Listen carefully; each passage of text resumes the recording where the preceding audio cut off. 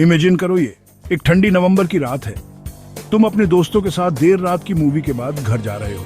सड़कें खाली हैं, स्ट्रीट लाइट्स टिमटिमा रही हैं और वो अजीब सी भारी खामोशी तुम्हें घेर लेती है। तुम खुद को बोलते रहते हो, बस 10 मिनट का रास्ता है, कुछ नहीं होगा। लेकिन फिर तुम्हें वो सुनाई देता है। तुम्हारे पीछे हल्के कदमों की आवाज, तुम्हारी पेस से मैच करती हुई। तुम रुकते हो, कदमों की आवाज रुक जाती है। तुम पीछे मुड़ते हो, कोई नहीं, सड़क खाली है, बस तुम्हारी अपनी सांसों की गूंज है। तुम इसे मजाक में उड़ा देते हो, अपनी पेस बढ़ा देते हो। दिल जोर से धड़क रहा है, तुम अपना फोन थोड़ा और कसकर पकड़ लेते हो। अचानक तुम्हें एक फुसफुसाहट सुनाई देती है, तुम्हारा नाम ठंडी हवा में तैरता हुआ। हिंदी में अमन। आवाज जानी पहचानी है, लेकिन ट्विस्टेड है, ऐसे खींची हुई है जैसे कोई तुम्हारा मजाक उड़ा रहा हो। तुम जम जाते हो और शैडोज को स्कैन करते हो। दूर एक स्ट्रीट डॉग भौंकता है, जिससे तुम चौंक जाते हो।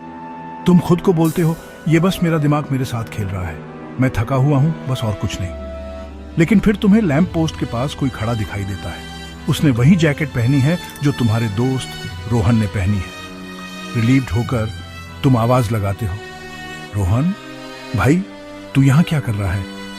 वो फिगर जवाब नहीं देता, बस वहीं खड़ा रहता है, सिर अजीब से एंगल पर झुका हुआ।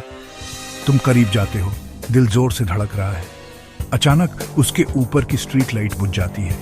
एक पल के लिए सब कुछ अंधेरा हो जाता है। जब लाइट वापस आती है तो वो फिगर चला गया होता है। तुम्हारी स्किन सिहर जाती है, तुम भागने लगते हो, घर पहुंचने के लिए बेताब।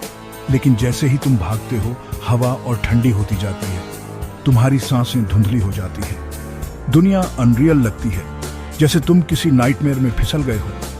तुम्हें फिर से कदमों की आवाज सुनाई देती है, सिवाय अब वे तुम्हारे सामने हैं। तुम रुक जाते हो, आंखें खाली सड़क पर घूम रही हैं। और फिर अंधेरे से वही ट्विस्टेड आवाज फिर से आती है, अमन, घर मत जाओ, घर मत जाओ।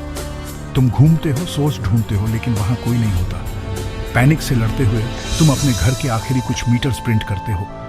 तुम अपनी चाबियों से फंबल करते हो, फाइनली अंदर घुसते हो और दरवाजा जोर से बंद कर देते हो। सेफ, कम से कम तुम्हें ऐसा लगता है।